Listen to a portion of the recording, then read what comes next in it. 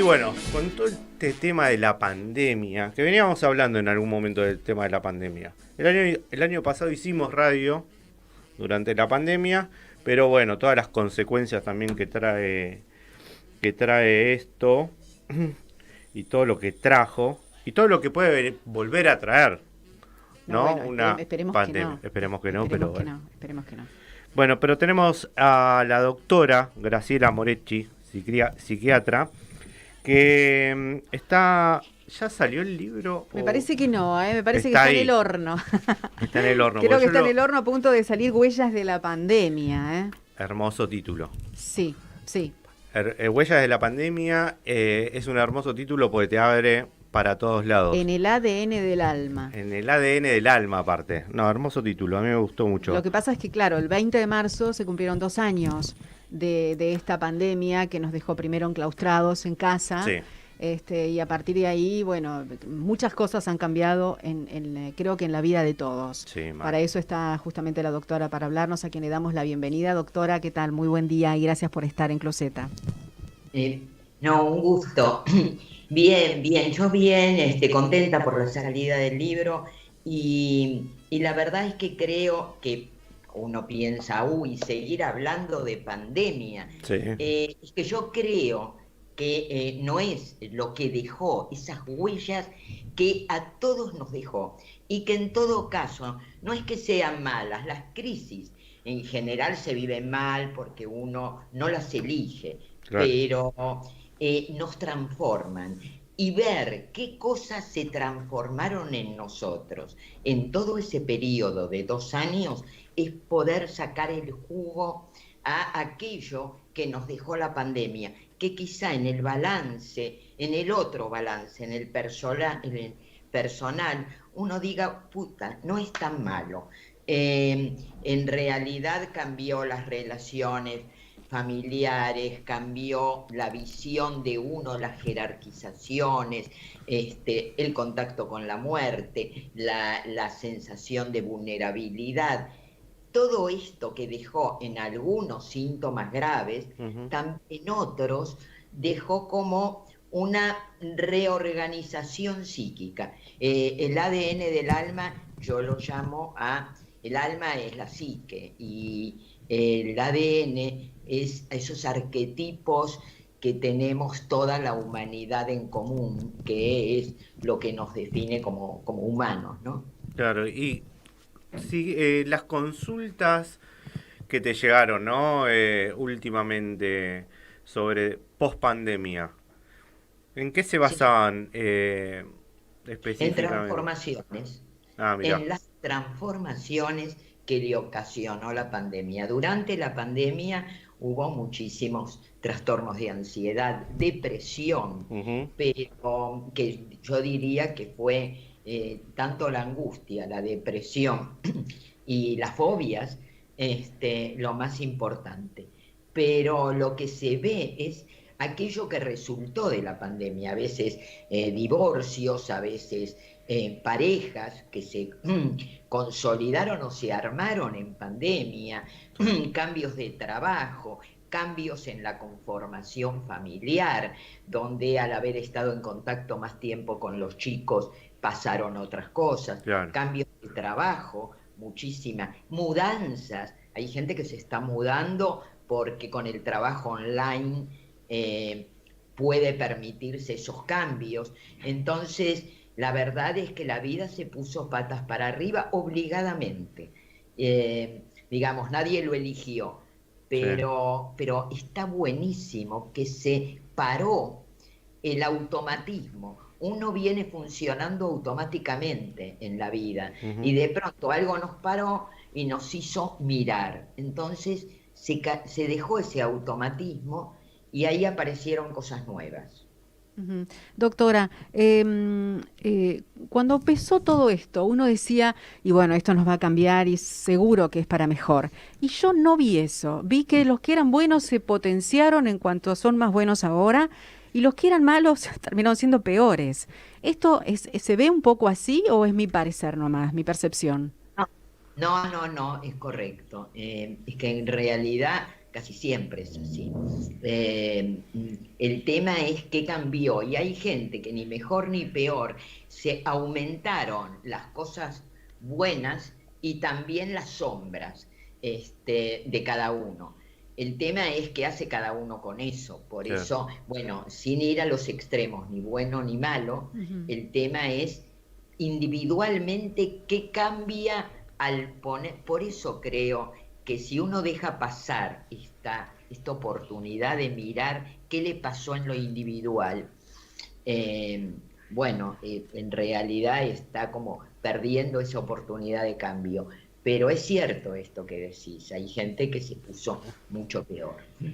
¿Y el libro ya lo podemos encontrar en librerías o todavía no lo lanzaste? No, a principios de abril va a Ah, aparecer. bien.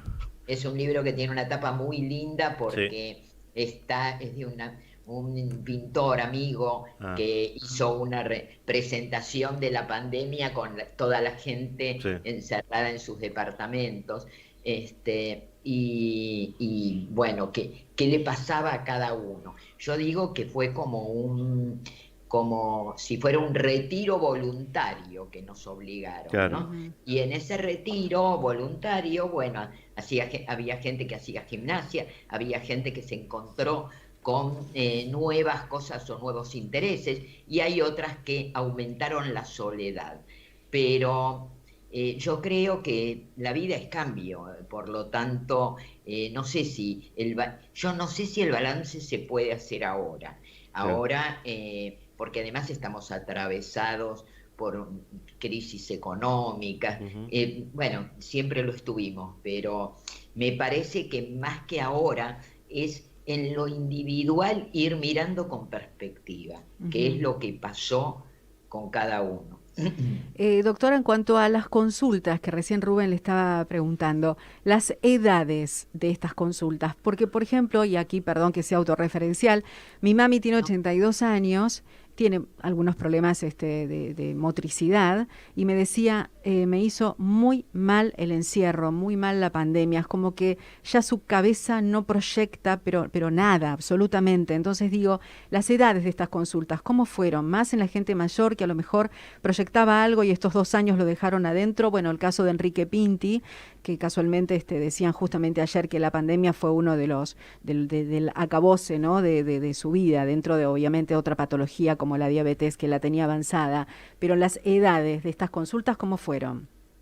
Bueno, sí, yo recibí más gente mayor, que, a ver, pasó, la gente, cuando uno habla de la gente mayor, de adultos mayores, Sí. entra desde los 60 para arriba. Es un periodo muy largo, muy grande, con lo cual no es lo mismo el de 60, que tal vez está habituado al manejo de redes sociales, que tiene otros contactos, que puede, Claro. que el de 80, que de pronto se sintió muy solo, estuvo solo, porque tal vez sus contactos tenían que ver más con lo vecinal, con el poder salir, con el contacto que se frenó. Entonces, y además, en todo el tiempo la sensación de muerte. Ahora esto de que yo no puedo hacer proyectos, bueno, de esto se trata.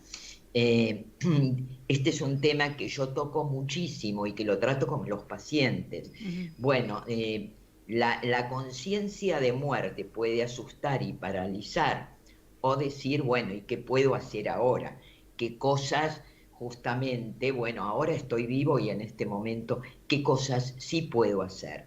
Y qué cosas elijo y en qué cosas no pierdo el tiempo. Ujú. Y bueno, el tema es, se armaron a veces relaciones vinculares distintas, aún en la gente mayor, hubo a veces contactos vecinales distintos, y los que no pudieron utilizar las redes, sí, realmente fue terrible, porque era la única posibilidad de contacto, Se ¿no? me ocurre que los objetivos a lo mejor en esa edad es como poner la zanahoria en el día a día, ¿no?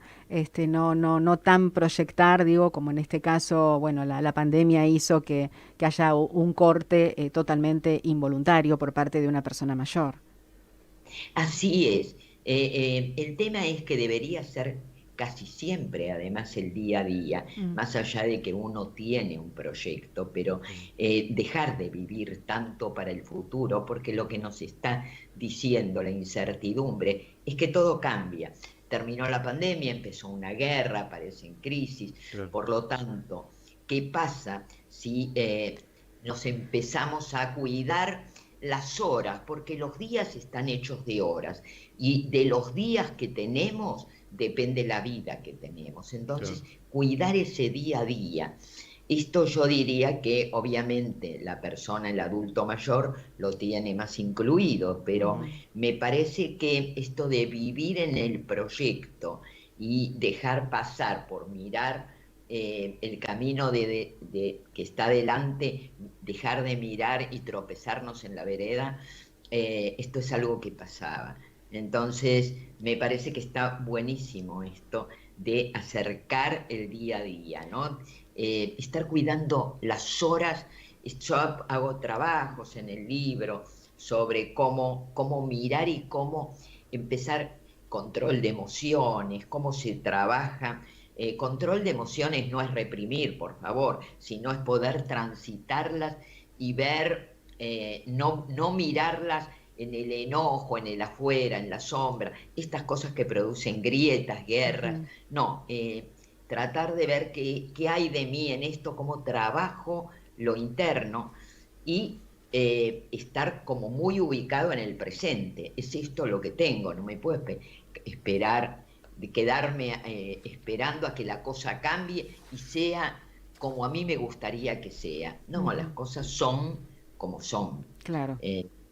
Un poco tiene toda una vuelta sobre esto, ¿no? ¿Qué cosas encontramos? Por eso trato de pasar por el inconsciente individual, el inconsciente colectivo, cómo reconocer, cómo percibir esto que nos está pasando y lo podemos aprovechar en modificar o en enojarnos con el que tiene otra idea distinta o es diferente o es el vecino al que no bancamos. Claro. Y realmente nos llenamos de bronca, de furia, de violencia, ¿no? Seguro, seguro. Doctora, ¿qué pasó con el tema de las pérdidas de las personas que han fallecido? La verdad bueno, en el ámbito familiar no conozco a gente que no haya perdido a alguien por el tema de la pandemia. ¿Qué pasa con esos duelos que se vivieron casi en soledad? ¿Se viven igual esos duelos a cuando fallece una persona y están todos acompañándolos y conteniéndolos? ¿Son de igual manera estos duelos o tienen diferencias? No, tienen muchísimas diferencias. Claro. No, fueron duelos muy difíciles y digamos, yo traté en las redes sociales, yo trabajé casi todos los días en pandemia en mi canal de Instagram y en YouTube para trabajar frente a esto de los duelos. Una de las cosas que yo proponía era poder hacer pequeños rituales con la persona, con uno mismo, ponerse a hacer rituales y si podía en red o con los amigos o con la gente que podían despedir, recordar aquellas escenas o aquellos momentos que eran como no recordar el último momento cuando se fueron, sino todo lo que fue esa persona, porque esa persona fue durante muchísimos años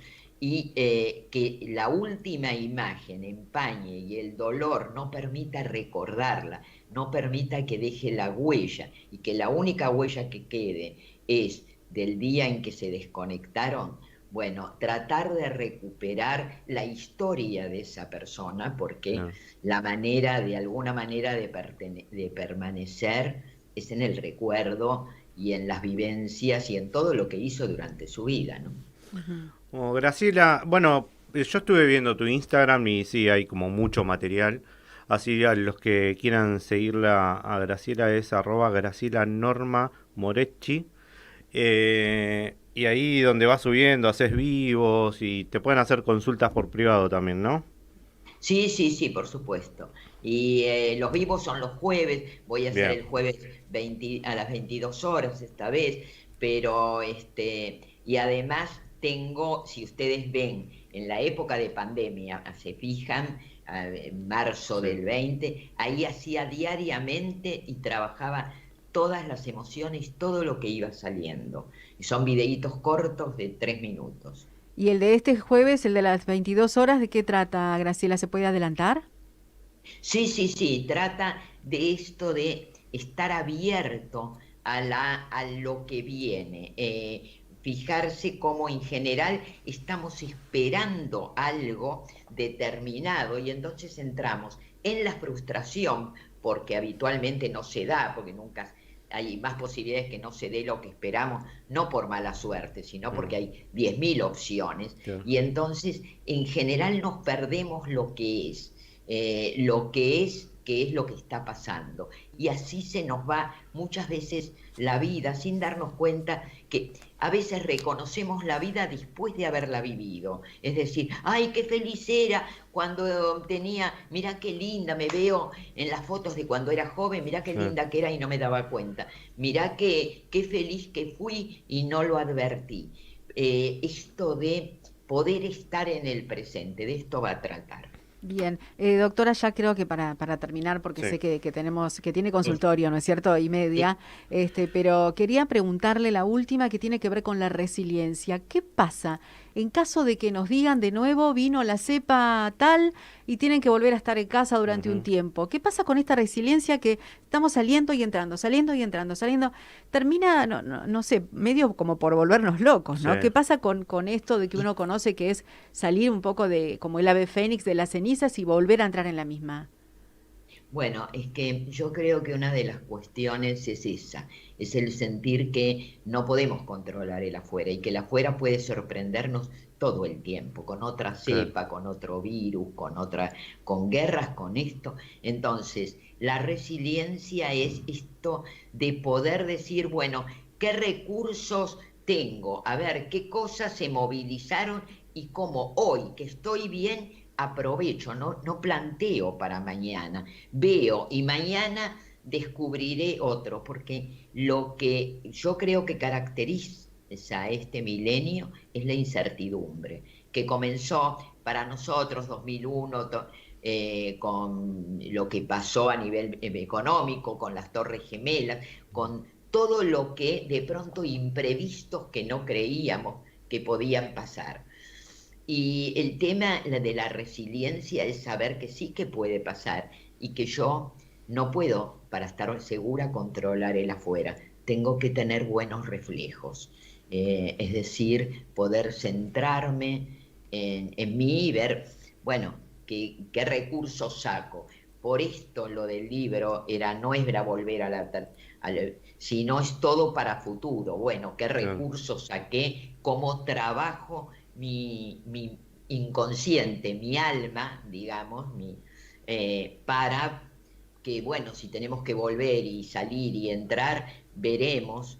De hecho, en este momento hay mucha gente que está volviendo a la presencialidad Mm, y Ujú. vuelve diciendo, uy, todos los días a la presencialidad, claro. no, esperemos que en muchos lugares se vuelve con menos, se vuelve 3 veces por semana porque es más económico, digamos, hubo cosas que se cambiaron y todo cambio siempre produce estrés y Claro. estamos en un milenio de muchísimo cambio. Para terminar, le regalo mi frase de cabecera, doctora. Dice, Konstantin Stanislavski decía que el actor que mejor la pasa es el que mejor se adapta. Y creo que la adopté para mi vida Sí. en todo sentido, ¿no? Creo que también tiene que ver un poco con eso. Totalmente, buenísima la frase. Gracias, otra vez me regalo. Bueno, Bueno, Bueno, doctora, Graciela, muchísimas gracias, ¿eh? bueno, muchísimas gracias, ¿eh? un beso. Que Un tenga un abrazo buen día, grande. gracias.